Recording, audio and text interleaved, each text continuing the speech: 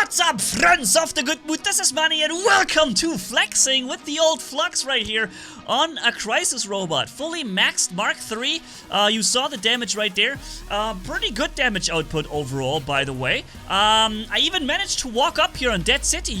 I challenge you guys and gals to try this out yourself. I'm not sure if other robots can do it better, but with the Crisis I felt like I only can do it every 5 or 6 times I try it. It's really difficult for some reason, but I managed to do it here, and that's why we can snipe from this awesome angle, which works as long as nobody comes up to try and kill you, for example with a Harpy, Siren, Seraph, or something like this, right? Then I have to jump down, get back in cover, but that's what the cover is for. So yeah, let's go and enjoy Flux and flexing with it for a little bit. You see we're getting some nice kills here at long range. You also find, if you observe the damage, like in the lower right, you can see it in the screen, the charging, that we will very often run into reloading problems and into low damage per minute. That's because Flux is an older sniper weapon and it's actually balanced. This is actually what a sniper weapon should do, if you ask me. A sniper weapon should not do more damage than Flux does. Of course, trebuchets, for example, are also a very balanced weapon. They do even more damage, but only per one hit, and then they recharge for a long time. So basically what we do here with a balanced weapon in War Robots, you get extra range, you get to be dangerous, and you get to be able to kill enemies at long range, out of the range of their own weapons so they can't even fight back. But you buy this by lower damage per minute and by being very vulnerable and weak in short-range combat, where their weapons will definitely highly outperform yours with their higher damage per minute and damage per second ratings, right? So this is balancing, my friends. This is how balancing is done in a multiplayer game. Not just in multiplayer, also any kind of game, really, but yeah, this is what balancing looks like. Unfortunately, we see recently, and I don't want to go too deep into it, just to make a short comparison to Reaper, for example, or other new or more up-to-date sniper weapons. They basically offer you so much DPM, damage per minute, that you can kind of just, they're so universal, you can use them as a brawler too. You're not even weaker using them as a brawler, but you still have the option to use just as much damage and outrange enemies at max range and long range, you know? It's so that's the thing. But I personally, I really enjoyed Flux. I enjoyed trebuchets. I enjoyed these kind of sniper weapons. Also tridents, for example, right? 600 meters range. It was more range than most weapons in the game had, and it performed well at that range too. It was able to bypass physical shields. It ended the Rhino area back in the old days, and it was also still dangerous to the Lancelots, who, you know, it was a different meta. The Lancelots came into the game later, and there was a Lancelot Ansel meta. And the reason everybody went with the Ansels is because there was this rocket meta back then with Orkan, Spectre, or Orkans, no, Spectre came later. Orkans were dangerous at that time, and still the Trident Fury was very, very popular and dangerous.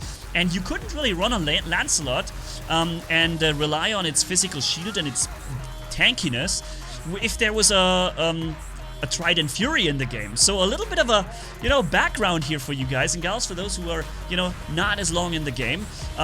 It was a very interesting time, and that's why Lancelots kind of chose to go as Ancelots, with the Ansel shield on top that blocked the Fury damage, effectively making the Fury, not the Fury damage, the Trident damage, and much of the Orkan damage, effectively making them ineffective against Lancelots then when they use this.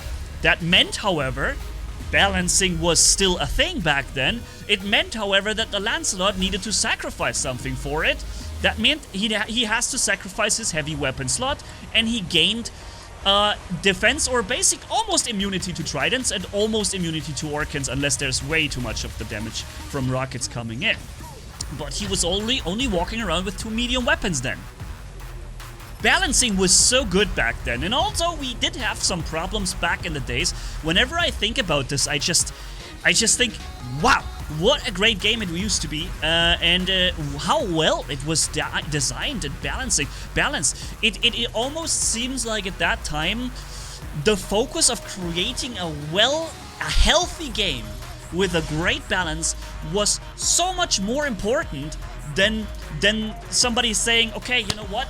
we could make it even more overpowered, and then we will sell more of it, because this is kind of what it is now, right?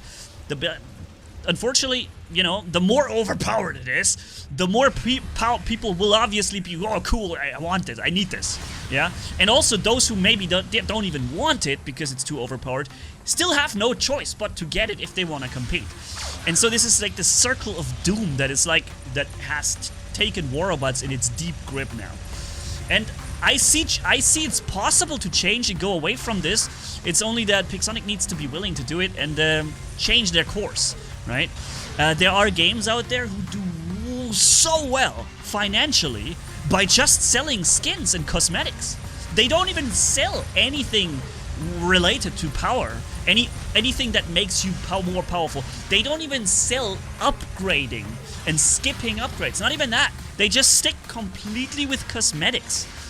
It's not Mech Arena, and it's not War Robots, and it's not our robot games, but these games exist in other genres, and they are just doing so well because they drive millions of players to them, because they understand they get a healthy game environment that, you know, maybe they can get like some kind of premium account or something, like or a battle pass or something, like season passes with special gears, special equipment, special ways to customize yourself and stand out from the rest, which players love.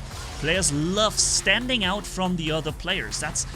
It's kind of our human nature. We don't want to be the generic everyone, you know? We want to be us. We want to be this one guy that stands out, that looks different, feels different, does something different, you know? So, this video has, again, turned into a different direction than I anticipated. That was not planned at all. But I feel like it is an interesting thing to talk about, and it's not something to bash War Robots with, because this is done a lot in this mobile gaming industry. Hence, while I'm now aiming towards something completely different with Armored Core 6, I know you guys and gals, not everybody of you can be interested so much in it, because you may not even have the option to play on a PC or a console.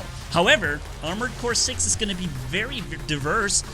All the consoles, I think even PS4, PS5, the old Xbox, the newer Xbox, I think they're all in there. When you have either one of these or a PC that's not like 100 years old, you should be able to enjoy it together with me, no problem.